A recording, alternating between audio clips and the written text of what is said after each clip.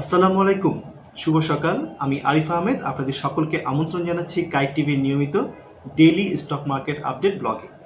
তো এই ব্লগের মাধ্যমে কিন্তু আজকের দিনের অর্থাৎ এই 29 এপ্রিল 2025 তারিখে স্টক মার্কেট রিলেটেড যতগুলো নিউজ পোর্টাল রয়েছে সে সকল নিউজ পোর্টালে বিশেষ বিশেষ যে শিরোনামগুলো করা হয়েছে সেই শিরোনামগুলো আপনাদের সামনে তুলে ধরবো।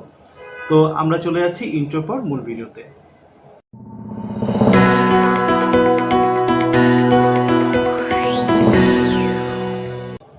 অসংখ্য ধন্যবাদ ইন্ট্রোর পর আমার সাথে সংযুক্ত থাকার জন্য। তো আমরা প্রথমে যে নিউজ পোর্টালটা আজকে চলে যাব, আজকে আমরা যে প্রথম নিউজ পোর্টালটা যাব সেটা হচ্ছে গিয়ে businessahour24.com। businessahour24.com-এ কিন্তু প্রধান কয়েকটি লিড করা হয়েছে, তার মধ্যে 27 এপ্রিল লেনদেনের শীর্ষের একটা নিউজ সবসময় তারা রাখে। তাছাড়া যেই নিউজটিকে আজকে একটু হাইলাইট করে আপনাদের সামনে বলতে চাই সেটা হচ্ছে গিয়ে রাশেদ মাসুদের পদত্যাগের গুঞ্জনে ঘুরে দাঁড়ালো পুঁজিবাজার। আসলে এই যে কয়দিন ধরে মার্কেটে একটু ভালো যাচ্ছে, এটা কিন্তু এই যে বলবো যে একটা গুঞ্জন আসলে যে এই যে রাশেদ মাকসুদ অর্থাৎ আমাদের বাংলাদেশ সিকিউরিটিজ অ্যান্ড এক্সচেঞ্জ কমিশনের যিনি চেয়ারম্যান, তার পদত্যাগের একটা ঘটনা তুলে এসছে বিভিন্ন সোশ্যাল মিডিয়াতে এসছে, কিন্তু এটা কিন্তু একেবারেই আসলে একটা গুঞ্জন। আসলে আমরা পরে জেনেছি যে তিনি কিন্তু আসলে একটা ট্রেনিংয়ের অংশ হিসেবে তিনি বাইরে যাচ্ছেন, আর সেই খবরটাকে আসলে তারা লিড করেছে এবং এটাকে আসলে একটু বিস্তারিত আপনাদের সামনে তুলে ধরতে যাচ্ছি। সপ্তাহের প্রথম কার্যদিবসে সূচকের পতন, লেনদেন শুরু হয়। লেনদেনের এক পর্যায়ে প্রধান শেয়ার বাজার ঢাকা স্টক এক্সচেঞ্জ কিন্তু প্রায় 55 পয়েন্ট কমে যায়।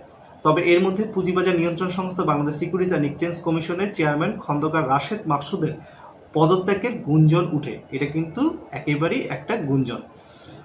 রাশেদ মাকসুদের পদত্যাগ করেছে এমন খবরে উৎসাহিত সাধারণ বিনিয়োগকারীরা, যার ইতিবাচক প্রভাব পড়ে শেয়ার বাজারে।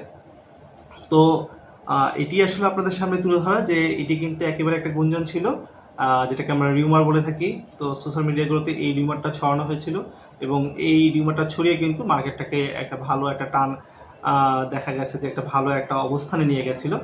তো যাই হোক, মার্কেট ভালো হয়েছিল, এটাই হচ্ছে আমাদের জন্য একটা ভালো ইতিবাচক দিক। আসলে মার্কেট যে জায়গায় পড়েছে সেখান থেকে মার্কেট উঠবে, এটাই আসলে কিন্তু স্বাভাবিক। তো পরের যে আমরা নিউজ পোর্টালটা যেতে যাচ্ছি সেটা হচ্ছে গিয়ে শেয়ার নিউজ 24.com-এ। শেয়ার নিউজ 24.com-এ কিন্তু যেই খবরটিকে তারা লিডিং করেছে সেটা হচ্ছে কি শেয়ার বাজারের ধারাবাহিক পতনের কারণ খতিয়ে দেখতে কমিটি গঠন। এটিও কিন্তু একটা ইম্পর্টেন্ট খবর যে আসলে শেয়ার বাজারে কেন এভাবে ধারাবাহিক পতন হচ্ছে, তাও কিন্তু দেখা উচিত যে আসলে কি কারণে মার্কেটটা এইভাবে পড়ছে বা এর পিছিয়ে কোনো অশুদ্ধ ব্যবসায়ীরা জড়িত রয়েছে কিনা। তো এইটার বিষয়ে একটু ভিতরে ঢুকি আমরা এই নিউজটি, সেটা হচ্ছে গিয়ে দেশের শেয়ার বাজারের সাম্প্রতিক টানা দরপতনে উদ্বেগ প্রকাশ করেছে Bangladesh securities and exchange commission BSEC. এই পতনের স্বাভাবিক মনে না করছে বিএসইসি। এই পতনের কারণ খতিয়ে দেখতে একটি তদন্ত কমিটি গঠন করেছে নিয়ন্ত্রণ সংস্থা। তো এটিও একটা পজিটিভ নিউজ যে মার্কেট যখন আসলে কমতে থাকে তখন যেন এটাকে একটা ভালোভাবে দেখা হয় যে কী কারণে মার্কেটটা পড়ছে। তো এটি দেখার জন্য কিন্তু বাংলাদেশ সিকিউরিটি এক্সচেঞ্জ কমিশন তারা কিন্তু একজন 4 সদস্য বিশিষ্ট এই কমিটি গঠন করেছে। তো এটিকেও তারা লিড করেছে। তাছাড়া এরপরে আমরা নিউজ পোর্টালে যেতে যাচ্ছি নিউজ sunbd24.com-এ।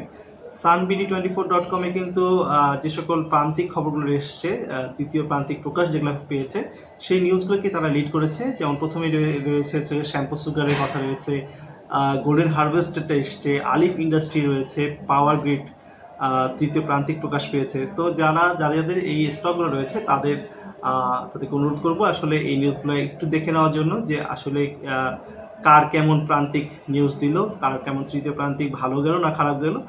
যাদের আসলে স্টকটা রয়েছে বা যারা এই স্টকটাতে ইনভেস্ট করতে যাচ্ছেন তারা অবশ্যই একটু এই খবরগুলো দেখে নেবেন। একেবারে লাস্ট যেই নিউজ পোর্টালটা যাব সেটা হচ্ছে অর্থসূচক। অর্থসূচকে একটি ব্যতিক্রমধর্মী একটি নিউজ তারা নিয়ে এসছে, সেটা হচ্ছে গিয়ে ঢাকা ইপিজেডের ইউনাইটেড পাওয়ারের গ্যাস সংযোগ বিচ্ছিন্ন। অর্থাৎ আমাদের স্টক মার্কেটে যেটা আমরা ইউপিজিডি বলে থাকি, সেই ইউপিজিডি অর্থাৎ ইউনাইটেড পাওয়ার গ্যাসের কিন্তু ইউনাইটেড পাওয়ারের কিন্তু গ্যাস সংযোগ বিচ্ছিন্ন হয়েছে। তো এটি অবশ্যই একটা নেগেটিভ নিউজ আসলে এই পাওয়ার সেক্টরের এই স্টকটার জন্য। তো তারপরও যেহেতু স্টক মার্কেটটা একটু ভালো হয়েছে, আমরা আসলে আশা করছি যে অনেক স্টকই আসলে অনেক কম প্রাইসে চলে এসেছিল, তো সেখান থেকে আবার একটা ভালো অবস্থায় আমাদের পুঁজিবাজার ঘুরে দাঁড়াবে এমন প্রত্যাশা নিয়ে আজকের মতন এখানেই ব্লগটি শেষ করছি। দেখা হচ্ছে নেক্সট ভিডিওতে। ততক্ষণ ভালো থাকবেন, সুস্থ থাকবেন। আল্লাহ হাফেজ।